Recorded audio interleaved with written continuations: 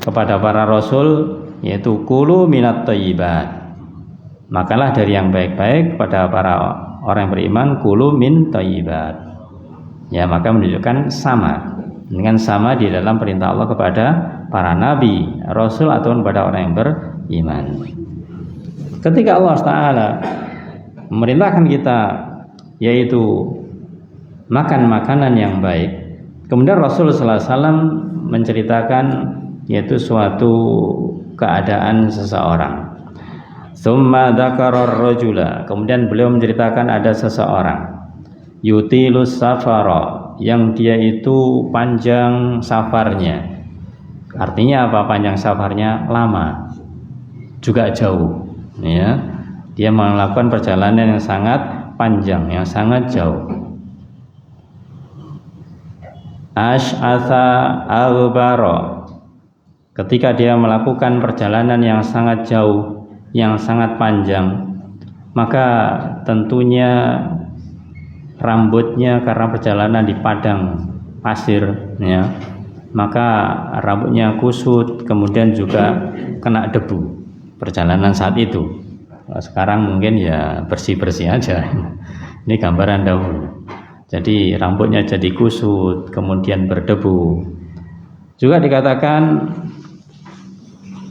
yamuddu yadayhi ilas sama, kemudian dia menengadahkan kedua tangannya ke langit, berdoa kepada Allah Ta'ala.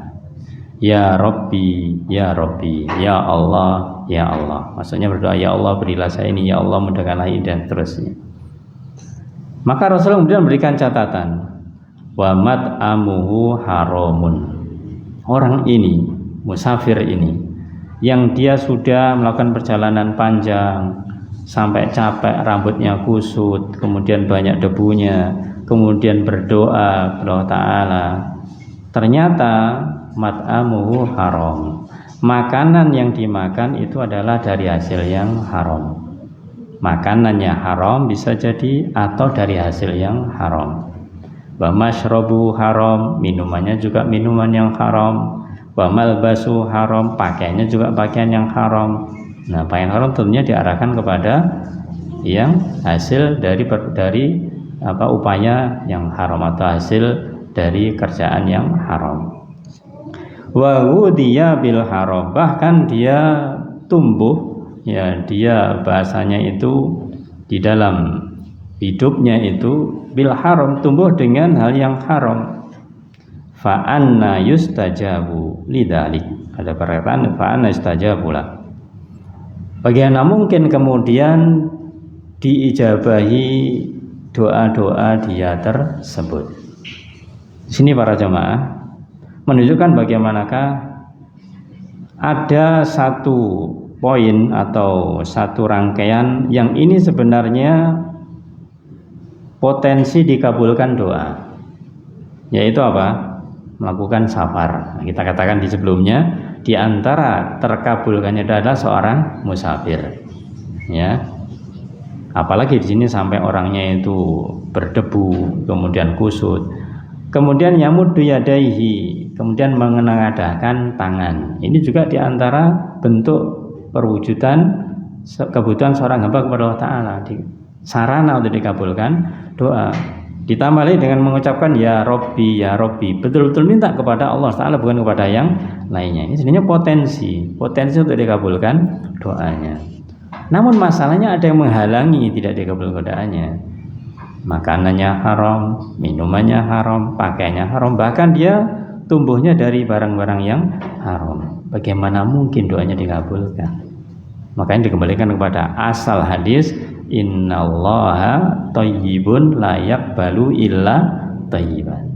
Allah Maha baik, Allah tidak menerima kecuali yang baik. Ini kita perlu introspeksi para jamaah terkait dengan makanan, minuman yang masuk ke dalam perut kita, atau pakaian yang kita pakai, ya. Apakah ini semuanya sudah dari yang halal, sudah dari hasil yang halal? Karena bisa jadi ketika kita belum dikabulkan doa kita karena mungkin ada makanan yang haram yang masuk ke dalam perut kita, mungkin ada minuman yang haram masuk ke dalam perut kita. atau mungkin pakaian kita pakai adalah pakaian yang haram, atau mungkin ada hasil usaha yang haram yang kita nikmati, tidak hanya makanan, minuman, juga pakaian. Misalkan kita untuk keperluan kemana, pergi kemana, tapi hasil usaha yang haram. Nah, ini yang membuat penghalang. Yang menghalangi doa adalah karena diri kita sendiri. Ini para jamaah menunjukkan bagaimanakah ketika seseorang itu sebenarnya punya potensi untuk dikabulkan doanya, tapi ketika mereka punya amalan-amalan yang menghalangi doanya, ya Allah tidak mengabulkannya. Dengan bahasa mudahnya ya salah diri, kan begitu ya. Salahnya sendiri. Allah sudah siap mau mengabulkan, kok ternyata dia melakukan perbuatan yang menghalangi doa, bukan salahnya Allah Subhanahu wa ta'ala. Jadi jangan tetap mengekelkan Allah katanya doa mesti diijabai. Iya, nggak salah, itu mesti. Tapi kamu jangan melakukan perbuatan yang menghalangi doa. Kalau melakukan perbuatan yang menghalangi doa, ya sudah, resikomu sendiri. Kasarannya demikian. Ya lewah jadi wazakumullah. Inilah kadang-kadang dalam satu kondisi, ya, ibaratnya ketika ada seorang anak, katakanlah kita contohkan, kenapa kadang-kadang anak itu nakalnya itu masya Allah, nakal tapi mengarah kepada yang tidak baik atau yang negatif. Kalau nakal usia anak itu biasa, memang masanya masa-masa nakal. Itu bisa jadi karena mungkin apa yang orang tuanya berikan itu adalah dari hasil yang tidak halal. Itu bisa jadi demikian. Padahal melihat orang tuanya itu masya Allah, orang tuanya kayaknya juga nggak neko-neko begitu. Ya anaknya kok seperti ini, misalnya demikian. Itu bisa ngefek kepada anak yang demikian itu. Dan itu banyak yang terjadi demikian. Atau mungkin bisa jadi ya orang tuanya memang dulu kecilnya sama dengan seperti itu. Ya, anaknya taunya orang tuanya masih belum baik begitu. Jadi ya ditiru dulu begitu. Kan jawabannya gampang anak. Nah, kamu kok bilang seperti itu? Lah bapak dulu juga gitu. Udah nggak bisa jawab apa lagi gitu. Makanya diajari yang baik, diingatkan kalau dulu bapak tidak baik, kamu jangan niru bapak yang tidak baik atau ibu. Itu penghalang yang pertama. Kemudian yang kedua, yang menghalangi terkabulkannya doa yaitu istijal, tergesa-gesa, ya, tergesa-gesa ingin segera dikabulkan. Yang pertama adalah hadis Rasul sallallahu alaihi wasallam menerangkan tentang hal ini dalam hadis yang sahih riwayat Imam Bukhari dan Muslim. Beliau bersabda, yustajabu li ahadikum ma lam ya'jal. Akan dikabulkan doa salah seorang di antara kalian ma lam ya'jal, selama tidak terburu-buru. Tidak terburu-buru untuk dikabulkan. Akan dikabulkan selama dia tidak terburu-buru. Fayaqul, tanda indikasi terburu-burunya apa? Dia mengatakan qad da'autu, aku sudah berdoa. Falam yustajab li, tapi kok belum dikabulkan ya. Kalau kita sudah berdoa kemudian kita sampaikan ke orang-orang, aku sudah berdoa kok belum dikabulkan ya. Ini indikasi terburu-buru. Dalam lafaz yang kedua lebih jelas lagi, yaitu di dalam hadis dari Imam Muslim, asalnya dari sahabat Abu Hurairah radhiyallahu an, hadis yang sahih. Beliau bersabda, la yazalu yustajabu lil abdi ma lam yad'u bi ismin aw qati'ati rahimin ma lam yastajil. Doa seorang hamba itu akan senantiasa dikabulkan Allah Ta'ala. Ini ditekankan dulu di awal itu doa dikabulkan. Tapi syaratnya malam yad'u, selama dia tidak berdoa bi ismin. Ya, doanya dengan untuk berbuat dosa. Wa qati'ati rahimin, atau doanya memutuskan tali silaturahim. Malam yastajil, yaitu selama ia tidak istijal. Kila, maka Rasul ditanya, ya Rasulullah, mal istijal, apa itu istijal? Tergesa-gesa itu bagaimana wahai Rasul sallallahu alaihi wasallam? Qal, maka Rasul bersabda, yaqulu, yaitu orang itu berdoa mengatakan qad da'autu wa qad da'autu, aku ini sudah berdoa dan aku tidak sekali saja, aku sudah berdoa berkali-kali begitu. Sudah doa kemarin, ya, kemarinnya lagi sampai sekarang gak dikabul-kabulkan. Nah, misalkan demikian kasarannya, ya. Da'autu wa qad da'autu falam ara yastajibu li, dan aku tak melihat Allah mengabulkan doaku. Karena dia sudah berulang-ulang berdoa dan belum dikabulkan, fayastahsiru inda dzalik. Akhirnya dia jadi putus asa. Jadi putus asa wa yada doa dan meninggalkan doa. Kalau dia meninggalkan doa, ya tidak akan pernah diijabi Allah Ta'ala. Maka dari itu para jamaah, sudah pernah kita sampaikan, ketika kita bisa berdoa, jangan hanya melihat hasil doa kita. Kita bisa berdoa, itu sudah bahasanya satu poin. Ya, kita bisa berdoa adalah kebaikan dari Allah Ta'ala. Karena tidak semua orang dimudahkan untuk bisa berdoa. Dan doa ketika kita sampaikan dengan baik dan benar sesuai dengan syariat Allah Ta'ala, kan ada 3 kemungkinan. Masih ingat ya? Nah, apa kemungkinan yang pertama? Jadi kabulkan. Ya, kabulkan mungkin masih hidup dikabulkan selama di dunia. Yang kedua, ya disimpan di akhirat, dijadikan amal kebaikan. Yang ketiga, apa? Diganti, ya, diganti dengan yang lain. Dia menginginkan kebaikan, dihindarkan dari musibah, misalkan demikian. Intinya diganti oleh Allah Ta'ala. Nah, yang ketiga inilah kita harus, bahasa Jawanya niteni, memperhatikan. Bisa jadi kita minta, ya Allah berilah saya rezeki ini dan itu, ternyata kita dihindarkan dari musibah. Itu juga rezeki, begitu loh. Itu juga rezeki.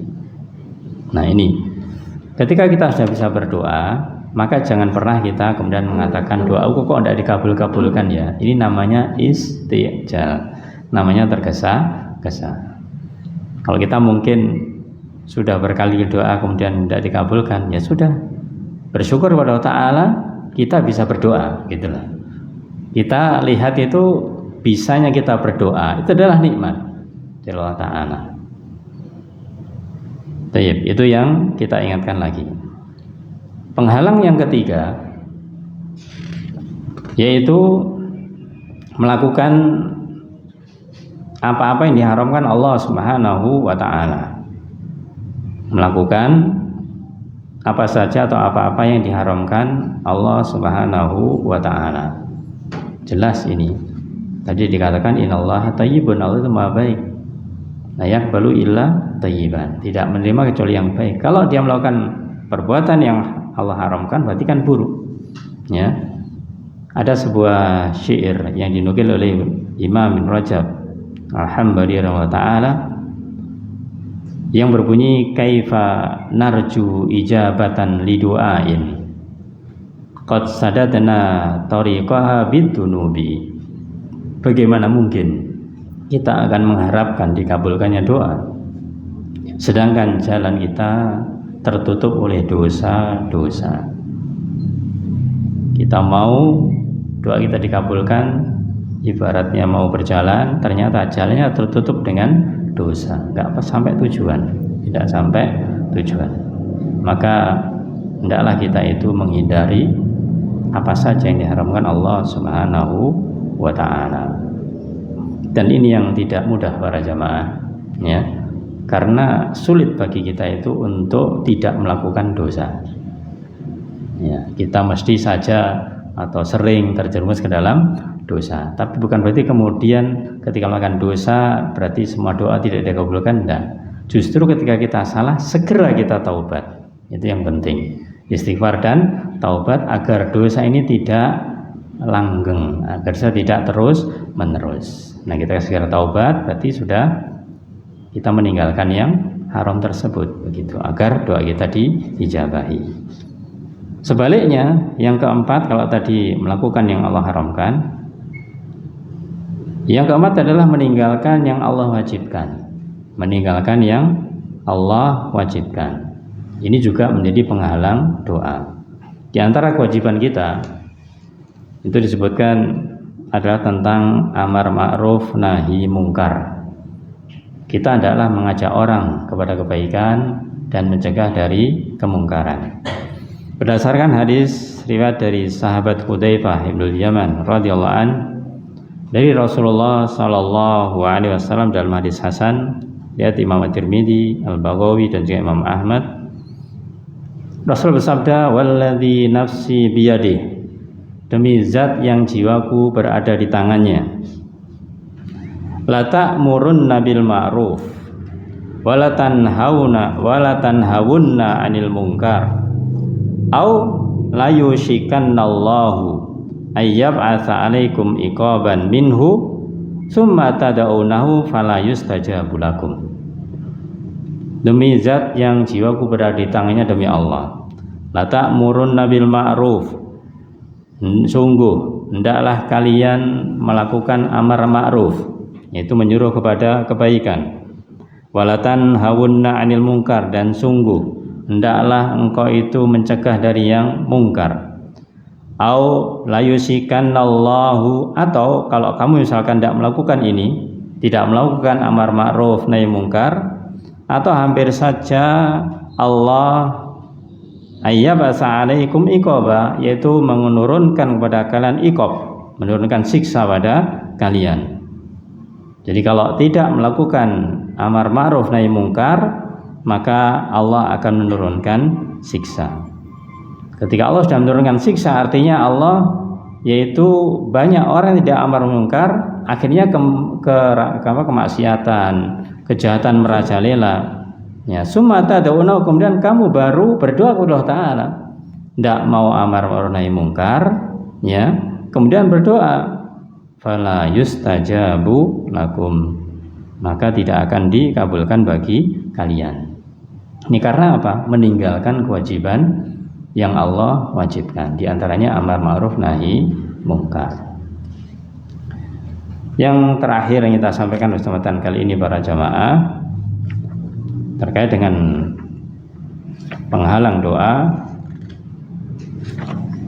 Nah, sekalian ini ternyata ada 7 poin, sekalian aja singkat-singkat. Yang kelima itu sama apa sudah kita sampaikan tadi, yang menghalangi doa itu ketika doa isinya berupa perbuatan dosa dan memutuskan tali silaturahim.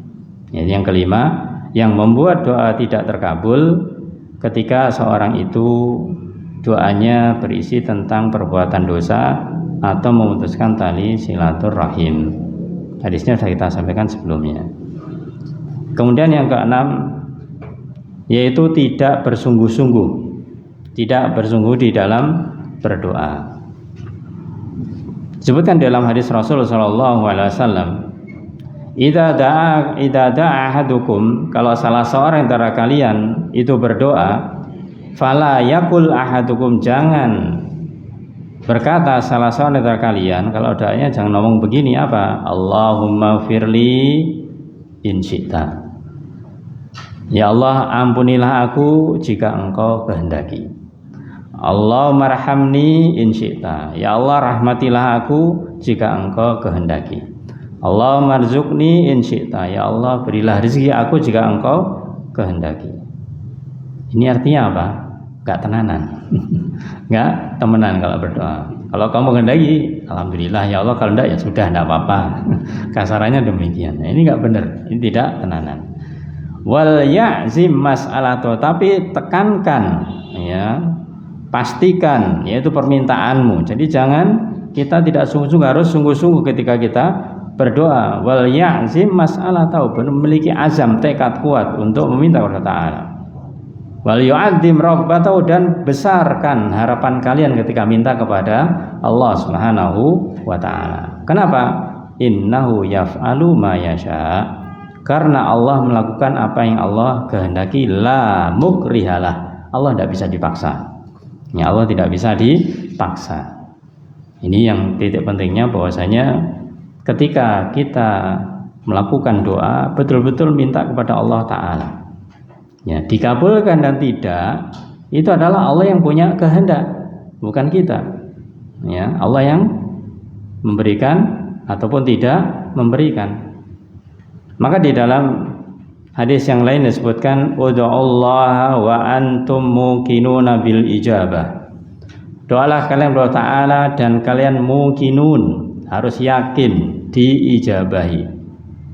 Ketika kita doa harus punya keyakinan diijabahi. Kalau tidak yakin, maka dalam hadis yang sering kita ingatkan, ana idza dzanni abdi bi, aku sesuai dengan persangkaan hambaku. Tidak yakin diijabahi ya enggak diijabahi gitu loh. Kalau kita yakin diijabahi, pasti diijabahi. Ya, maka harus yakin. Maka jangan sampai tidak yakin, itu sungguh-sungguh. Kemudian yang terakhir para jamaah, dalam lafaz lanjutan hadis ini, doa yang tidak terkabulkan ketika seorang itu memiliki hati yang lalai, memiliki hati yang lalai.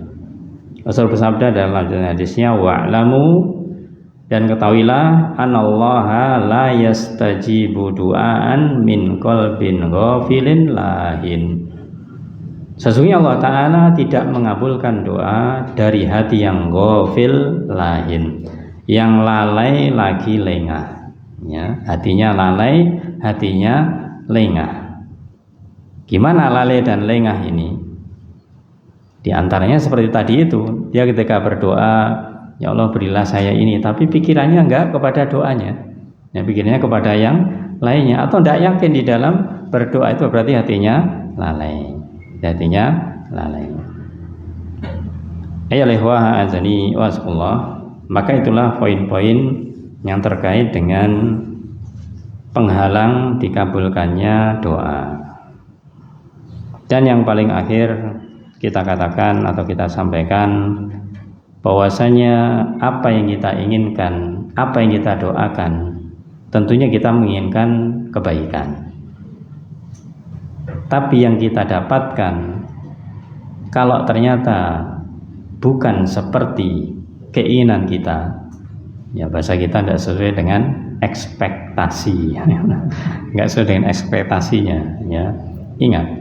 Ketika kita sudah berdoa dengan benar, dengan baik, ya, maka apapun hasil yang Allah berikan, maka kita harus menerimanya dengan legowo, dengan ikhlas. Meskipun mungkin hasilnya kadang-kadang kurang bagus, maka kita ingatkan, yaitu ayat Allah Subhanahu wa Ta'ala dalam surat Al-Baqarah 216. Disebutkan dalam ayat itu, kutiba alaikumul qital wa huwa kurhun lakum.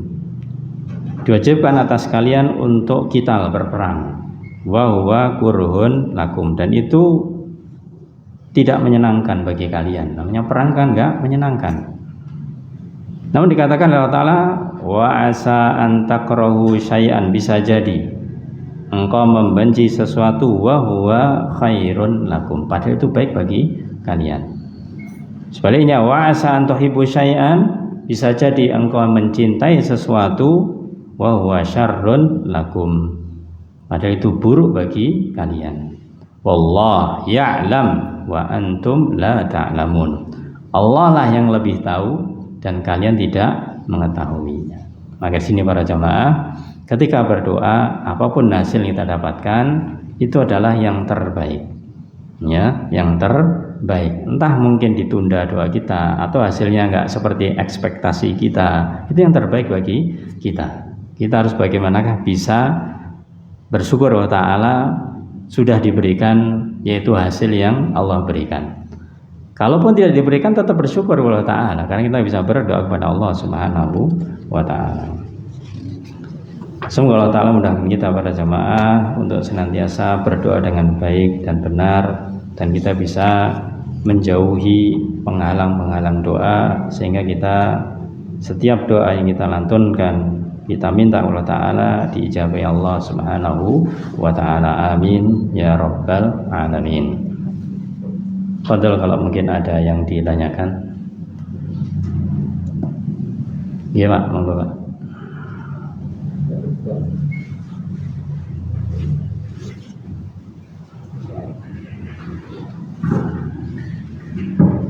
Bismillahirrahmanirrahim. Assalamualaikum warahmatullahi wabarakatuh. Waalaikumsalam warahmatullahi Kami mau menanyakan Pak Ustaz, yang pertama, apakah doa itu harus kita ulang-ulang dengan doa yang sama? Karena katanya doa itu sudah doa istilahnya pasti dikabulkan kalau kita minta. Apakah perlu diulang-ulang sampai doa itu dikabulkan? Atau sampai kita tahu bahwa doa itu dikabulkan? Misalnya kita berdoa untuk mendapatkan rezeki, ternyata belum dikabulkan. Itu apakah kita harus berdoa terus sampai kita dikabulkan, atau berdoa itu hanya sekali aja, karena doa itu kita pastikan bahwa doa itu memang akan dikabulkan atau sudah pasti dikabulkan. Kemudian yang kedua, tadi mengenai doa minum air zam-zam di di Mekah itu, apakah doa untuk minum air zam-zam itu harus dilakukan di Mekah atau kita harus apa? Karena banyak juga air zam-zam itu yang dikirim ke negeri kita, kemudian kita minum atau kita berikan kepada orang, katanya itu adalah mustajabah. Kemudian yang ketiga, doa setelah sholat fardu itu adakah tuntunannya? Apakah lebih baik yang mana, doa setelah sholat fardu atau sholat sunat rawatib? Itu aja, terima kasih Pak. Nah, jazakallahu khairan pertanyaannya. Yang pertama yaitu terkait dengan diulang-ulangnya doa. Kalau kita lihat dari sisi doa, salah satu doa yang kita lantunkan, memang kita disunahkan untuk mengulang-ulang doa. Jadi misalkan kita berdoa, Rabbana atina fid dunya hasanah wa fil akhirati hasanah wa qina adzabannar. Apakah kita boleh mengulanginya? Jawabannya boleh. Ya. Apakah kita mengulangi di waktu lain? Jawabannya juga iya. Apalagi permintaan khusus. Kita minta kepada Allah Ta'ala permintaan khusus, ya Allah berilah saya rezeki ini, rezeki itu, dan yang lainnya. Ketika kita sudah meminta, kemudian belum dikabulkan, apakah kita mengulanginya? Maka jawabannya iya. Karena kalau kita sudah meminta sekali, kemudian belum dikabulkan, kita tidak minta lagi, berarti apa? Sudah nggak butuh lagi. Sudah nggak butuh lagi, maka ulangi lagi, tidak ada salahnya. Allah itu suka hambanya itu meminta, bahkan meminta apapun itu suka. Ya, kita ulang-ulang. Ya, kita ulang-ulang, meskipun nanti katakanlah tidak kunjung tiba ya, yang kita inginkan. Kemungkinannya kan ada 3 tadi itu.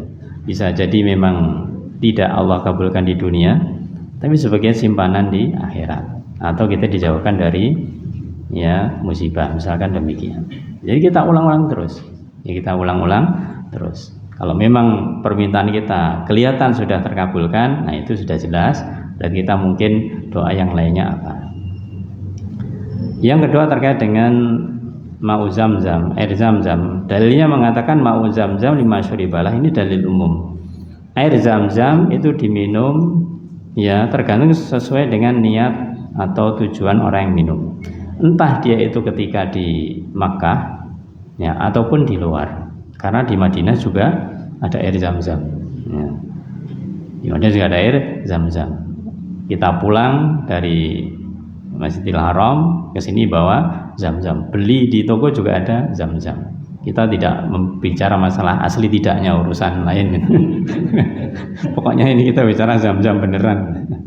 Ya, ini adalah tidak terikat tempat, tapi terikat barangnya, bendanya, airnya. Dimanapun kita berada, kalau kita sedang minum air zam-zam, doa.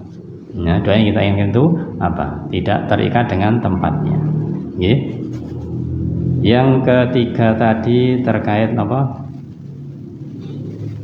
Masalah setelah sholat. Nggih.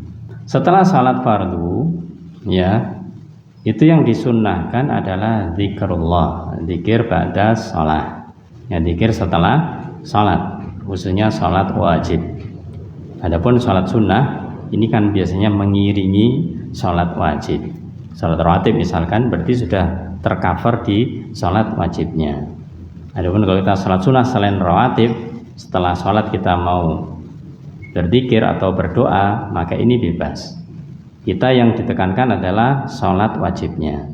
Kalau kita setelah sholat wajib, maka ditekankan adalah zikirnya, ya, zikir ba'da sholat.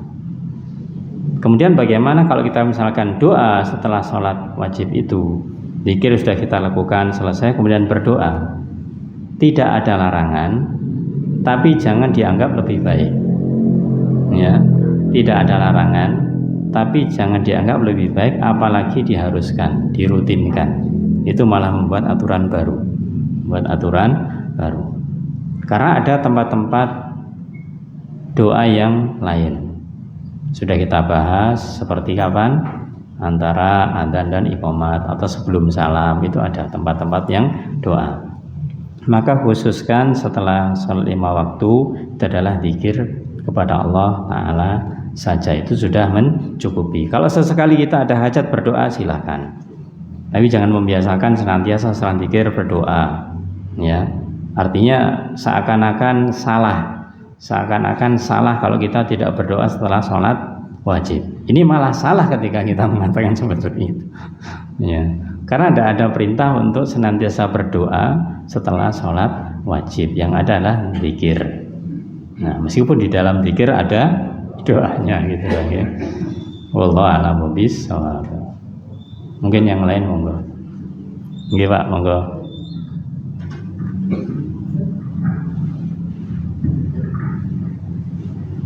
Assalamualaikum warahmatullahi wabarakatuh. Assalamualaikum warahmatullahi wabarakatuh. Ustaz, kami menyorot yang penghalang doa, kabulnya doa. Iya. Dari 7 poin yang Ustaz berikan tadi, sepertinya ini dari yang berat Ustaz ya. Artinya masing-masing poin itu seperti berdiri sendiri, mulai dari makanan dan minuman haram sampai hati yang halal. Iya. Jadi salah satu dari poin ini tidak terpenuhi, sepertinya otomatis doa kita sia-sia. Artinya agar doa kita harus menghindari atau jangan melakukan salah dari salah satu 7 poin itu. Itu saja. Jadi ini sepertinya poin-poin yang memang berdiri sendiri, bukan satu syarat harus setuju itu tidak. Dan yang kami soroti lagi Ustaz ya, jangan meninggalkan kewajiban Allah. Salah satu di antaranya adalah melakukan amar ma'ruf nahi munkar. Ini kan juga syaratnya sangat berat ya. Kalau amar ma'ruf mungkin kita bisa lakukan, itu kan terkait individu, kelompok atau bahkan negara yang tugasnya. Kalau nahi munkar lainnya yang sangat berat bagi kami Ustaz. Karena pada saat ditegakkan sholat jamaah saja itu sudah banyak anak-anak muda bahkan orang tua yang nongkrong-nongkrong di jalannya itu kita hanya bisa mengingkari dari hati, nggak berani kita menegur. Itu sudah seharusnya naik muka. Bisa jadi doa kita nggak terkabul karena ada hal yang seperti ini. Belum lagi nanti kegiatan-kegiatan yang sepertinya malah di lingkungan masjid itu juga banyak mungkarnya, apalagi di masa peringatan ini sudah menjamur. Itu insyaallah gimana cara agar kita bisa menghindari hal-hal yang menjadi penghalang doa itu terkabul.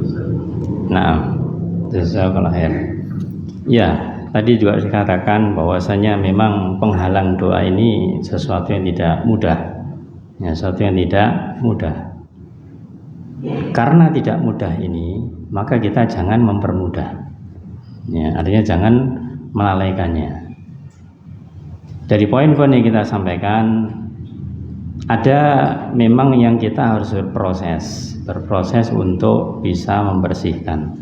Tapi ada yang bisa langsung kita bersihkan. Berproses itu misalkan tadi ketika kita berdoa tidak akan dikabulkan kalau kita memiliki hati yang lalai. Ya, hati yang lalai ini kan sering kita lalai kan begitu ya. Kita sering lalai. Nah, lalai ini kan artinya sebenarnya arahnya itu tidak yakin. Arahnya kepada tidak yakin karena dalam hadis tadi disebutkan wa antum muqinuna bil ijabah. Kamu yakin diijabahi. Tapi jangan kalau tidak diijabahi kalau lalai tidak akan diijabahi. Berarti lalai disebutnya tidak yakin. Ya. Kelalaian kita yang lain banyak. Ya, tapi ketika dalam berdoa, hati kita harus fokus, hati kita harus konsentrasi. Saat itu kita sedang minta kepada Allah Ta'ala. Banyak mungkin yang lainnya yang masih belum kita selesaikan. Kemudian seperti yang lainnya yang mudah kita bisa menghilangkan, itu jangan sampai mengatakan Allahumma rzuqni in syi'ta. Itu mudah kita hilangkan, jangan sampai kita ucapkan itu. Kemudian juga kita ketika berdoa jangan doa yang buruk yang menimbulkan dosa atau memutuskan tali silaturahim itu bisa ya. Yang mungkin juga yang harus berproses ini adalah mengenai makanan, minuman, pakaian. Itu berproses artinya bukan berarti kemudian kita sama sekali doanya tidak dikabulkan, enggak. Ya, kita mengetahui kalau itu memang salah. Ya, kita berusaha untuk bisa menghindarinya. Ya, menghindarinya. Apatah lagi tadi yang terakhir dikatakan tentang amar nahi mungkar. Ya, ini memang sesuatu yang tidak mudah, sesuatu yang berat. Tapi kan sebagaimana tadi juga disinggung pula, kalau memang kita mampunya dengan hati, kita lakukan dengan hati. Ya, kalau dengan tangan tidak bisa, ya dengan tangan atau dengan kekuasaan tidak bisa, dengan lisan atau tulisan tidak bisa, ya dengan hati harus kita lakukan. Itu sudah termasuk amar ma'ruf nahi mungkar. Jadi kita upayakan sebisa mungkin. Intinya kita berusaha untuk bisa menjauhi semua penghalang terkabulnya doa, dan kita yakin bahwasanya Allah tetap mengabulkan doa kita. Jangan malah pesimis, waduh buahnya ini yang menghalangi, kayaknya semuanya ini nggak bisa untuk bersih begitulah. Kita tidak yakin nantinya berdoa. Kita harus tetap yakin bahwa doa dikabulkan oleh Allah Ta'ala. Yang menjadi penghalang kita hilangkan sedikit demi sedikit. Yang harus kita hilangkan, kita hilangkan. Yang masih proses, kita proses untuk menghilangkannya. Wallahu a'lam bishawab. Ngoten nggih. Satu lagi kalau ada. Cekap nggih. Sampun radi siang. Nggih insyaallah samaten mawon. Alhamdulillah, semoga Allah Ta'ala mudahkan kita untuk senantiasa istiqomah di jalannya, khususnya kita di dalam mempelajari ilmu, dengan belajar ilmu kita akan tahu mana yang harus kita lakukan, mana yang harus kita tinggalkan, dan khususnya di dalam berdoa, maka upayakanlah kita tetap istiqomah di dalam berdoa. Jangan sampai salah paham ketika kita menyampaikan tentang penghalang doa, akhirnya seakan-akan kita doa ini terhalangi. Jangan ya. Kita justru harus yakin meskipun masih ada yang belum bisa kita selesaikan, kita yakin Allah memberi maaf kepada diri kita sehingga doa-doa kita tetap dikabulkan Allah Subhanahu wa Ta'ala. Amin ya rabbal alamin. Kita cukupkan dengan kafaratul majlis. Subhanakallahumma bihamdika asyhadu an la ilaha illa anta astaghfiruka wa atubu ilaik. Assalamualaikum warahmatullahi wabarakatuh.